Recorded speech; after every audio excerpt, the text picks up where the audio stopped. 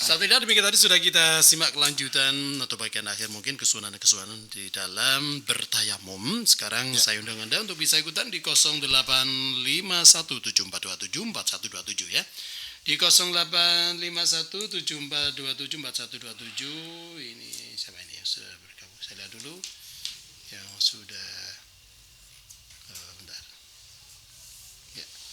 Sudah bergabung.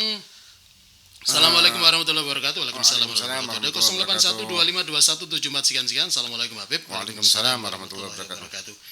Kalau misalkan seseorang pakai cincin atau khotam, ini biasanya kan disunahkan Nabi. Kalau misalkan kalau pakai air itu kan air bisa masuk ke sela-sela atau dalamnya cincin. Tapi kalau pakai cincin susah dicabutnya, Habib, gimana? Apakah tidak ada jalan lain untuk bertayamum? Kalau apa? Mungkin susah dilepas seret untuk begini. Kalau misalkan seperti itu tidak bisa dibuka sama sekali, ya tidak bisa, tidak sah tayamumnya. Tidak bisa. Wudunya juga tidak bisa tuh. Wudunya tidak bisa. Makanya kalau pakai cincin jangan pakai cincin yang ngapret bener gitu ya. Kalau cincin yang ngapret bener akhirnya tidak bisa dilepas. Baik, kita sapa lagi di 085174274127. Bolehkah seseorang melakukan tayamum padahal dia sebenarnya sudah mampu untuk untuk berwudu, tapi oleh karena cuaca sangat dingin, Habib, dikhawatirkan bisa mengganggu kesehatan. Kalau misalkan cuaca sangat dingin ya, dan dia yakin kalau dia bertayamum berwudu, maka membahayakan, misalkan membahayakan jiwanya atau apalah. Kalau posisi seperti itu maka dia boleh bertayamum. Ya, boleh bertayamum. Tapi kalau misalkan posisinya itu masih memungkinkan dia pakai air dingin itu dan tidak melukai kesehatannya atau tidak membahayakan kesehatannya dia, maka tidak ada masalah sih sebetulnya. Dia tetap wajib untuk berwudu dengan air itu tadi. Jadi kalau misal ada orang nih, dia punya penyakit hipotermia kalau nggak salah. Hipotermia. Nah, hipotermia. Kedinginan amat gitu ya. Kedinginan sampai bisa membahayakan gitu. Membahayakan. Kalau misalkan seperti itu posisinya, maka dia boleh bertayamum kalau tidak ada pemanas air yang bisa menghangatkan air untuk wudunya dia tadi. Tapi kalau misalkan cuman sekedar dingin aja, atau dia punya pemanas air, misalkan ada kompor nih, gimana? Tetap wajib pakai air. Dipanasi dulu, kemudian dia berwudu pakai air normal. Iya. Soalnya akhir-akhir ini suhunya sampai 16 derajat ya. Suhunya sekarang 17 kalau nggak salah tadi pagi. Iya, di sini kalau di daerah Pakistan sana pakai sweater. Karena gitu 16 derajat. Baik, ada lagi yang sudah bergabung di 085174274127 dari 081805019 sekian. Assalamualaikum Habib. Waalaikumsalam warahmatullahi wabarakatuh. Apakah sah niat sholat misalkan usolli fardhu dhuhri saja padahal menjadi imam, Habib? Dari Riko. Sah kalau cuma mengucapkan seperti itu, tapi dia tidak akan mendapatkan fadilah jamaah nanti karena dia tidak mengucapkan imaman. Ya. Sunnah bagi imam mengucapkan imaman untuk mendapatkan fadilah jamaah, kecuali di 4 macam sholat yang wajib imamnya mengucapkan imaman. Kalau imam tidak mengucapkan imaman, maka tidak sah sholat jamaahnya. 4 itu diantaranya sholat Jumat, kemudian sholat nadar jamaah, kemudian sholat mu'adah, dan sholat jamak takdim karena hujan. Tapi bagi makmum wajib untuk melakukan niat imakmuman. Kalau tidak maka bisa membatalkan sholatnya. Itu kalau makmum ya. Wah, ada Gus ini, Gus Udin. Lama tak jumpa. Lama tak jumpa. Tanya semua lemu mana ya saya Gus Udin ya. Ini ngalangi kamera. Ada lagi Beb ini ada 088 sekian. Assalamualaikum. Waalaikumsalam warahmatullahi wabarakatuh. Dari Nurul di Boring, saat mau tanya ini Beb, mohon penjelasan di lingkungan rumah saya itu kan itu kan orangnya banyak, berbeda-beda, bermacam-macam mazhab. Terus pada waktu sholat jamaah itu apa yang harus saya praktekkan nih Beb? Ikutnya siapa katanya? Ya ikut yang kebiasaannya dia sehari-hari kan biasanya kita itu madzhab Syafi'i, ya sudah pakai madzhab Syafi'i itu. Seperti misalkan subuhnya kunut dan kemudian memakai bismillah, kemudian pakai niat dan sebagainya. Ya pakai madzhab Syafi'i sebagaimana biasa dia sehari-harinya. Dia sehari-harinya madzhab Syafi'i, ya sudah pakai madzhab Syafi'i itu. Ini sinyalnya kayaknya kurang ini ya. Iya, kurang kuat ini. Turun, Pak. Ini ada pertanyaan-pertanyaan sih. Nggih, enggak apa-apa dibaca aja. Ini ada puisi malah. Buah kedondong, buah kecapi silakan di polo-polo dong. Mumpung Babang lihat live di sini. Assalamualaikum, lancar, ngelek Beb, ngelek. Alhamdulillah lancar. Berarti ngelek lancar gini berarti kan. Iya. Ini juga siaran ditunda. Ya. Ada lagi yang bergabung, silakan. Saya tunggu di 085174274127. Ada 081 333 kali 71 sekian. Assalamualaikum Habib. Waalaikumsalam warahmatullahi wabarakatuh.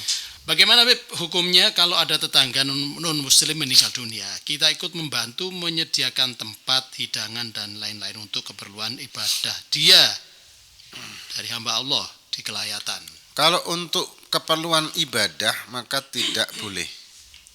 Ya, kalau keperluan ibadah. Tapi kalau keperluannya itu keperluan bukan ibadah, maksudnya gini, kita nyelawat, kalau bahasa Jawanya itu nyelawat atau bela sungkawa tanpa ada ritual keagamaan di situ, maka boleh, tidak apa-apa.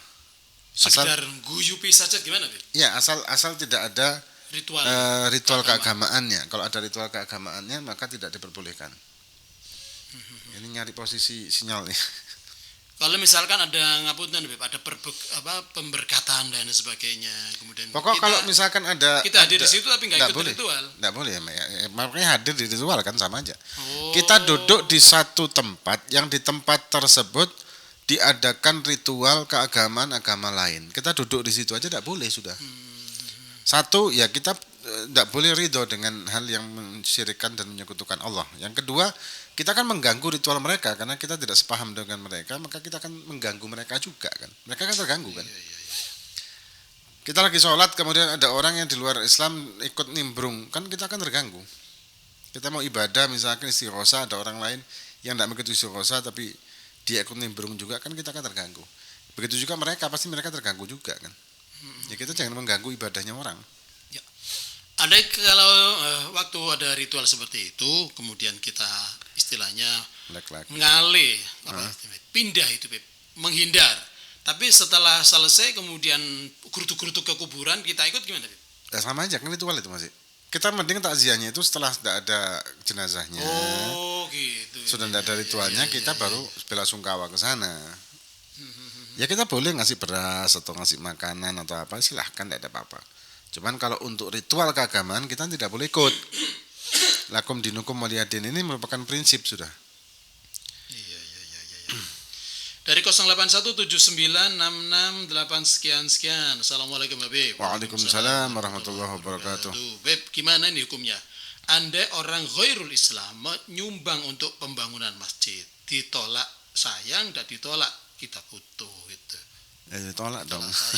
Gimana ini, Beb? Ditolak karena mereka tidak seakidah dengan kita. Kemudian masjid ini kan wakaf. Ya, ini milik Gusti Allah Subhanahu wa taala kan, sudah Baitullah kan. Yang berhak untuk merawatnya, membangunnya, menjaganya dan sebagainya adalah orang Islam.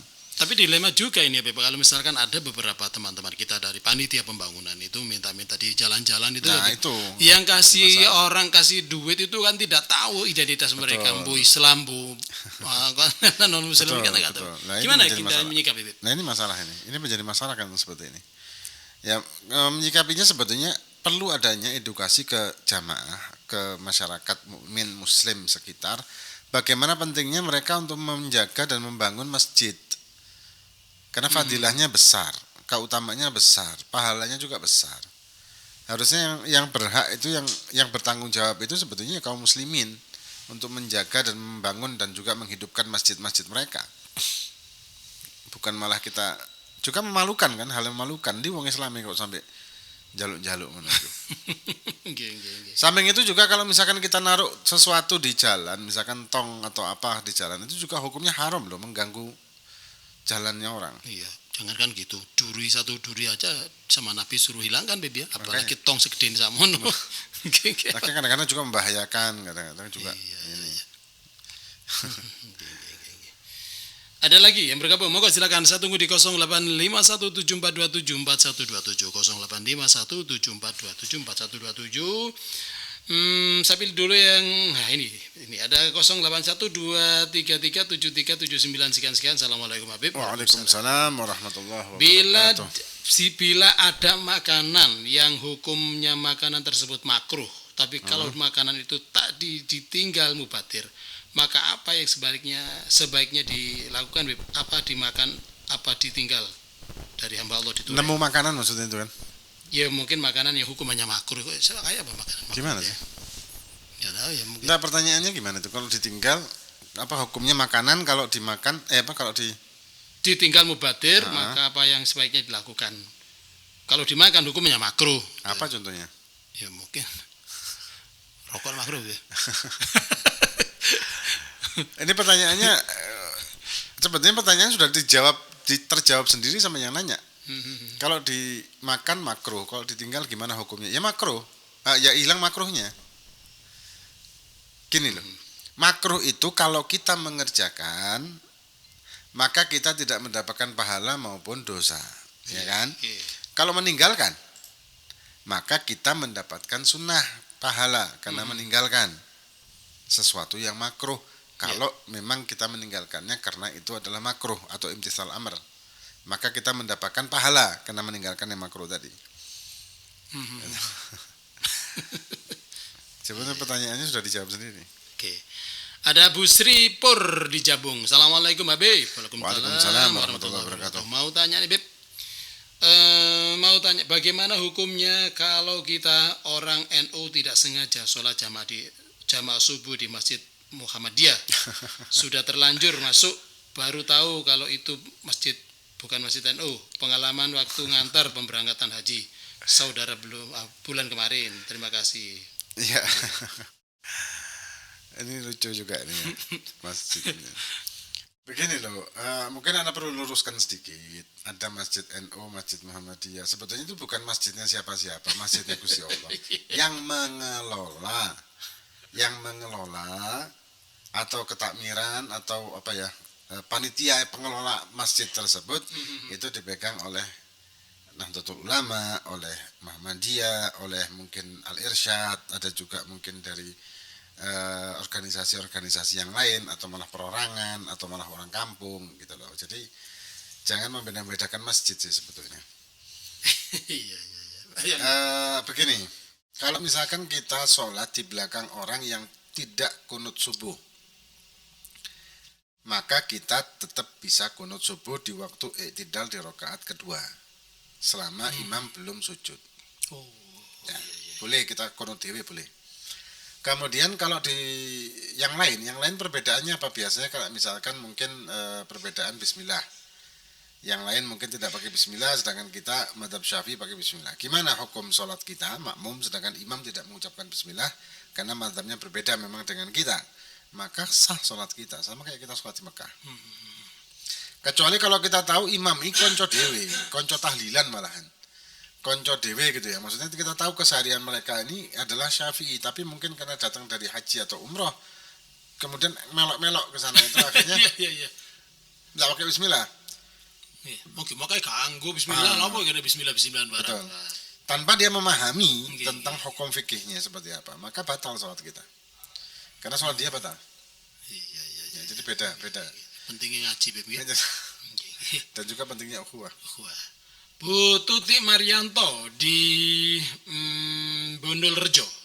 Assalamualaikum Beb. Waalaikumsalam warahmatullahi. Mau tanya nih Beb ya, waktu Natalan saya dikirimi makanan sama tetangga. Bagaimana hukumnya Beb? Kalau misalkan itu merupakan ritual keagamaan, ya bagian dari ritual keagamaan agama lain, makanan tersebut kayak kita mungkin zakat gitu, maka hukum menerimanya adalah hukum memakannya adalah haram. Tapi kalau bukan, maka hukum memakannya ini subhat. Selama kita memang tidak tahu jelas bahwa itu adalah dari bahan-bahan yang haram. Tapi kalau menerimanya bagaimana? Ya kita terima aja untuk jabar khatir. Jabar khatir maksudnya untuk unggah-ungguh atau basa-basi kalau bahasa kita, untuk menjaga hatinya orang itu kita terima. Cuman setelah itu ya kalau misalkan ini jelas haram, ya kita kasihkan ke mungkin ikan atau makanan, atau dibuang di sungai biar dimakan ikan mungkin, atau gimana caranya. Gak bisa dimakan sendiri gitu. Ya, apalagi tapi dikasihkan ke orang lain, jangan sampai Bib ya. Ya, kecuali mungkin orang yang mungkin sama-sama seagama dengan dia mungkin. Ya, atau orang gila mungkin bisa juga. Tapi jangan kita membuangnya itu di depan orang yang ngasih. Walaupun dia beda agama dengan kita, tapi tetap kita harus jaga hati mereka. Ini pertanyaan bagus. Dari 08123373 sekian. Assalamualaikum Habib. Waalaikumsalam. Bila ada dua pengajian dan waktunya sama, yang satu asli, yang satu rekaman, maka mana yang lebih baik didengarkan dulu, Bib? Maaf, dua pertanyaan ini. Yang mudahnya begini, kalau misalkan yang asli atau rekaman, mana yang didahulukan untuk mendengarkan? Yang asli, karena kalau rekaman kan bisa diulang. Satu itu. Yang simpelnya, jawaban simpelnya itu. Cuman kalau jawaban berkahnya mana? Berkahnya berkah live langsung. Ya, kalau berkah, tapi tetap aja kalau misalkan rekaman tetap ada berkahnya juga sama. Cuman kalau dikatakan mana yang diutamakan, ya kan bisa kita utamakan yang langsung dulu, kemudian nanti setelah itu kita mendengarkan yang rekaman. Dari 0812337379 sekian. Assalamualaikum Habib. Waalaikumsalam warahmatullahi wabarakatuh. Bila ada pengajian tapi tidak bisa mendengarkan karena ada kesibukan, tapi hatinya senang pada pengajian tersebut, maka hal demikian apa juga ada pahalanya, Bib? Ya kalau dia senang dengan pengajian itu ya dia mendapatkan pahala, tapi pahalanya kan kurang karena dia tidak mendengarkan. Beda kalau misalkan dia senang dan mendengarkan, maka pahalanya lebih banyak lagi kan. Tapi kalau hanya sekedar senang tapi tidak bisa mendengarkan, ya dia tetap dapat keberkahan insya Allah, tapi tidak sempurna gitu karena belum mendengarkan. Iya. Ini ada pertanyaan beberapa waktu yang lalu, saya ulang lagi ini, nampaknya sudah dibahas, tapi mungkin karena sudah lama nih, ya. Kita keluarkan lagi, nggak apa-apa. 0819449978 sekian. Bagaimana hukum membawa handphone yang di dalamnya ada folder Al-Quran 30 juz? Ya. Beberapa surat. Apakah hukumnya tetap seperti Al-Quran? Soalnya kadang ada yang bawa HP di saku, celana dan sebagainya. Dari Pak Abdurrahim. Kan sudah kita bahas dulu. Ya, Quran yang ada di gadget HP misalnya, yang sering HP kan. Quran yang ada di handphone, aplikasi Quran yang ada di handphone itu tidak menjadikan HP itu menjadi mushaf. Yang dinamakan mushaf yang haram kita sentuh ketika kita tidak punya wudhu, kemudian tidak boleh kita bawanya juga kalau tidak punya wudhu, dan tidak boleh masuk kamar mandi dan sebagainya, itu yang dimaksud adalah ma kutiba fil Quran, yang ditulis Al-Quran secara penuh, dalam arti lebih banyak huruf Qurannya dibanding huruf yang lain. Nah kalau di HP ini kan lebih banyak huruf yang lain juga daripada huruf Qurannya. Aplikasi-aplikasi yang lain kan lebih banyak. Sama kayak buku terjemah Quran, tafsir Quran. Tafsir Quran ini kebanyakan Qurannya lebih sedikit, huruf Qurannya lebih sedikit daripada huruf tafsirnya. Maka itu tidak dinamakan mushaf juga, boleh kita pegang dengan keadaan kita tidak punya wudhu. Tapi ketika HP tersebut fungsi dari Al-Quran dibukanya, berarti tetap bukan mushaf, tapi kita tidak boleh untuk membukanya ketika di kamar kecil. Tapi kalau misalkan kita buka, apakah kita wajib punya wudhu? Enggak. Enggak. Gitu. Tapi membaca Quran tanpa wudhu itu memang boleh, cuman ya kurang afdol lah. Berarti dia di HP itu bukan posisi sebagai mushaf, bukan? Enggak, tidak, karena huruf yang lain, aplikasi-aplikasi yang lain kan lebih banyak daripada huruf Qurannya. Pokoknya hitungannya kalau misalkan huruf Quran lebih banyak itu dinamakan mushaf, tapi huruf Quran yang lebih sedikit dari huruf yang lain yang ada di kitab tersebut maka tidak dinamakan mushaf. Ada 08, ini ada kaitannya dengan tema kita. 0813331524 sekian. Assalamualaikum Habib. Waalaikumsalam. Baik, bagaimana caranya wuduknya orang yang sakit parah tidak bisa kejeding, dan bagaimana niatnya tayamum? Terima kasih. Kalau misal dia tidak bisa ke kamar kecil, maka diwudui oleh orang yang sehat dan mati perawatnya, ya, diwudui, wajib itu tetap wudui. Kecuali kalau tidak mampu memakai air, tidak mampu sama sekali. Dengan kondisi seperti itu tayamum, dan itu juga kalau tidak mampu sama sekali ditayamumin. Kalau memang tidak bisa pakai airnya. Tapi kalau ditayamumin itu kan berarti ada orang yang menayamumi, ada orang yang memberikan tayamum kan. Berarti kan bisa untuk ada orang tersebut memberikan wudhu. Berarti kalau misalkan dia mewudhui cukup syarat rukunnya saja ya. Sunah-sunahnya bisa nggak dilakukan? Ya bisa sih kalau mewudhui orang. Lengkap gitu kalau dia punya pengetahuan. Lengkap sak sunah-sunahnya mungkin aja. Tidak apa-apa. Iya, ya. Kalau niatnya tayamum gimana Bib? Kalau misalkan orang meniati tayamum seseorang. Sama kayak wudhu. Sama hukumnya kayak wudhu. Yang niat itu bukan kita, tapi orangnya itu. Kalau misalkan orang tersebut tidak bisa niat gimana ya? Berarti kalau tidak bisa niat kan, ya berarti pingsan mungkin atau koma. Ya tidak bisa kita wudhu, ya, atau jenazah sudah mati. Nah kalau jenazah yang sudah meninggal, nah kita yang niatin wudhu'i. Tapi kalau masih hidup, tapi mungkin lemah atau gimana yang tidak bisa untuk diwudhu'i, maka kita yang wudhu'i. Tapi dia yang niat. Karena kan masih mampu untuk niat kan. Ya. Kalau sudah tidak mampu niat ya antara dua, antara gila atau mati. Nah kalau kita mewudhu'i orang yang sudah meninggal setelah diproses mandikan mayat itu, maka kita wajib untuk mengucapkan niat untuk mewudhu'i si mayat ini. Ya, beda kalau mewudhu'i orang yang hidup. Kita sabar lagi, masih ada waktu. Silakan yang bergabung, saya tunggu di 0851 7427 4127. Ada di Instagram atau di? Iya, ini kayaknya nge-like semua nih. Assalamualaikum warahmatullahi wabarakatuh. Alhamdulillah, waalaikumsalam. Ya. Baik. Kayaknya lagi nge-like semua ini kena sinyalnya. Oke.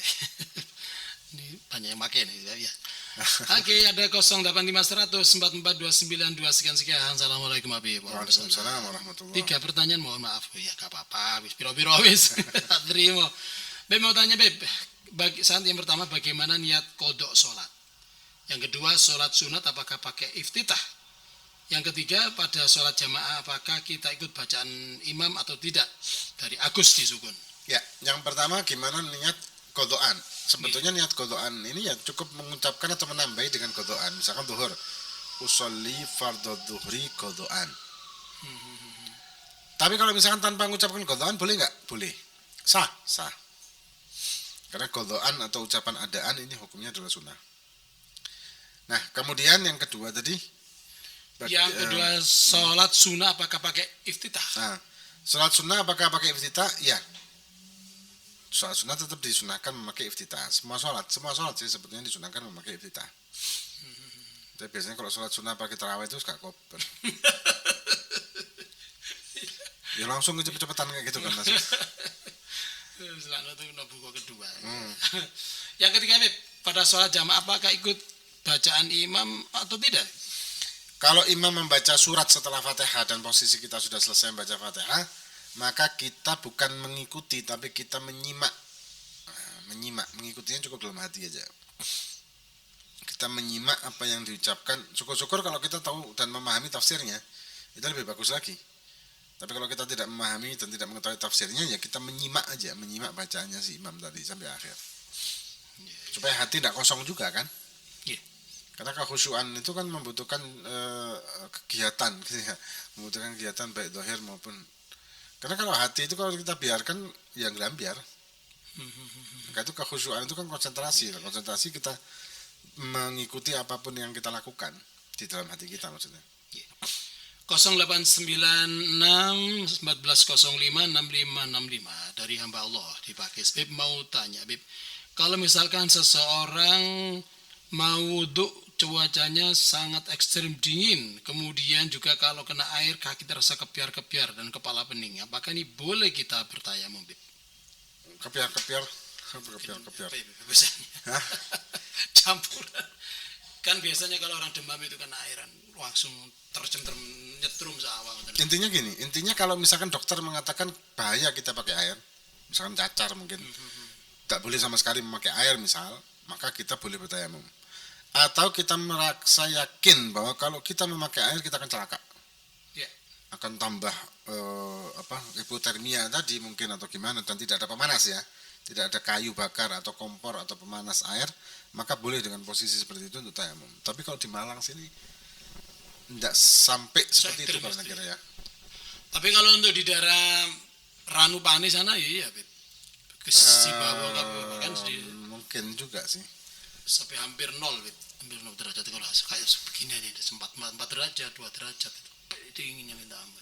Es. Iya, bisa. Kita pernah di Ranupane dulu pas Jumatan, di sana kita bikin Jumatan di situ. Sama teman-teman. Gimana? Itu mandi Jumatnya itu sambil teriak-teriak. Biar nggak terasa dingin. Karena dingin banget kan, siang loh padahal itu. Mau Iya. Jumatan. Itu tahun berapa itu? Ya, jadi posisinya begitu. Posisinya kalau kita yakin berbahaya, bisa kram, biasanya kram perut mungkin, atau kram yang kaki, atau mungkin tulang, atau bisa anfal jatuh mungkin, atau hipotermia mungkin, atau apa. Pokoknya kita yakin, wah pakai celaka ini, maka posisinya kita boleh untuk tayamum dengan kondisi seperti itu. Ini ada pertanyaan bagus ini Beb. Berani Probolinggo hadir. Wah, ahlan wasalan Berani. Berani ini tempatnya Habib siapa? Habib hallnya Habib Hussein Berani. Ya, Masya Allah. Ya. Probolinggo. Ada 0878593304984. Assalamualaikum Beb. Waalaikumsalam. Beb, mohon maaf bertanya di luar tema. Ya. Beb, siapa sajakah orang-orang yang bisa memberikan syafaat pada orang lain? Dari Bu Eni di Pasar Besar. Ya, banyak sebetulnya. Lebih jelasnya itu ada di dalam syarahnya kitab Sulam Taufik yang disusun oleh Habib Abdullah bin Husain bin Tahir. Di syarahnya di Marakil Ubudiyah itu ada dijelaskan di situ. Ya antara lain intinya begini, orang yang bisa memberikan syafaat adalah orang yang selamat di akhirat. Poinnya itu. Kemudian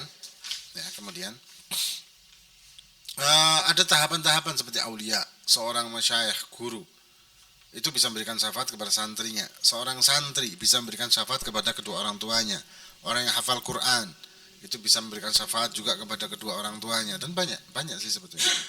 Yang paling utama adalah syafaat dari Nabi kita Muhammad SAW.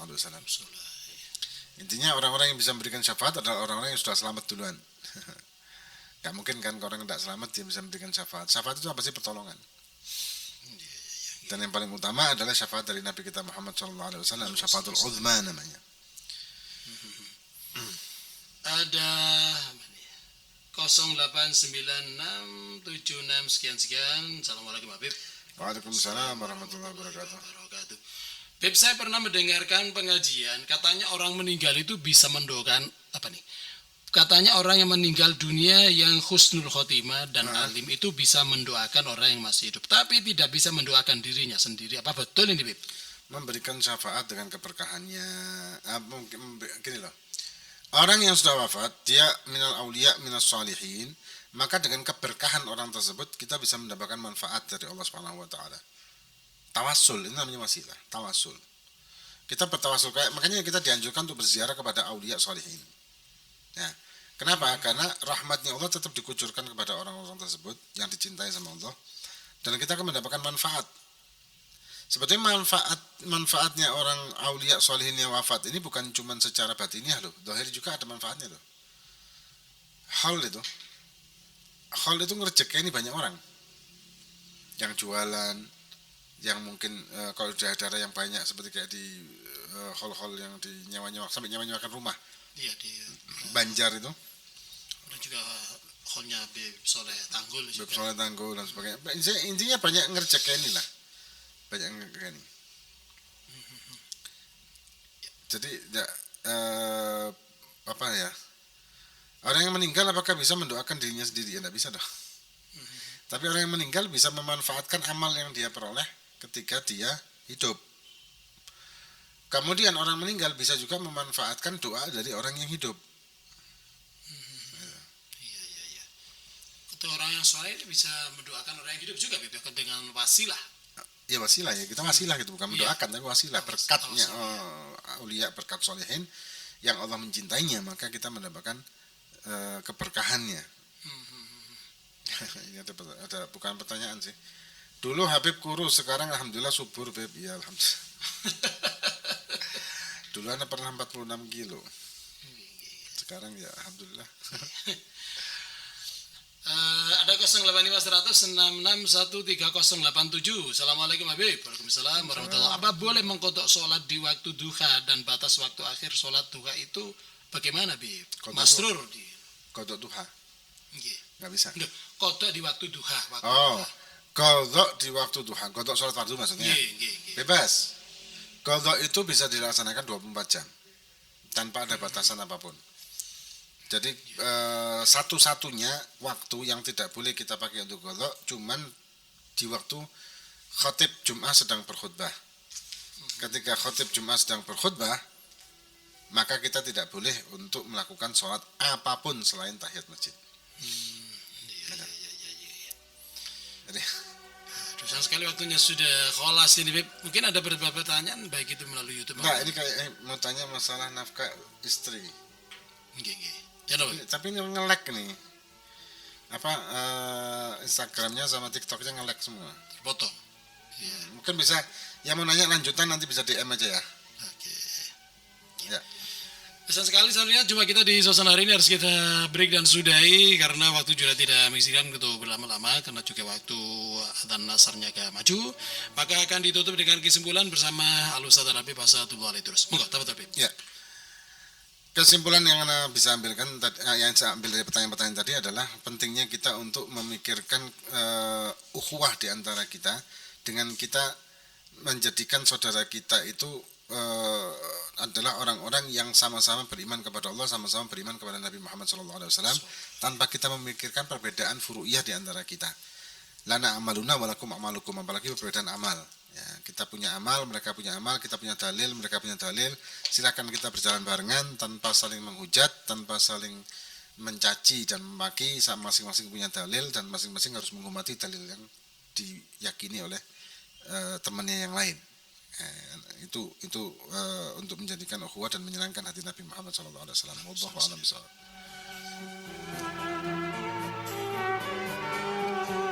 Ya, dengan berakhirnya kesimpulan dari Al-Ustaz Habib Asadullah terus tadi tuntas sudah program acara Islam Corner kita hari ini. Segera kita bergabung dan merapat dengan ruang utama Masjid Agung Jami Kota Malang guna bersama-sama menantikan dan sholat asyar untuk wilayah Malang Raya dan sekitarnya. Terima kasih atas kebersamaan Anda. Wallahul muwaffiq ila aqwamit thoriq. Assalamualaikum warahmatullahi wabarakatuh.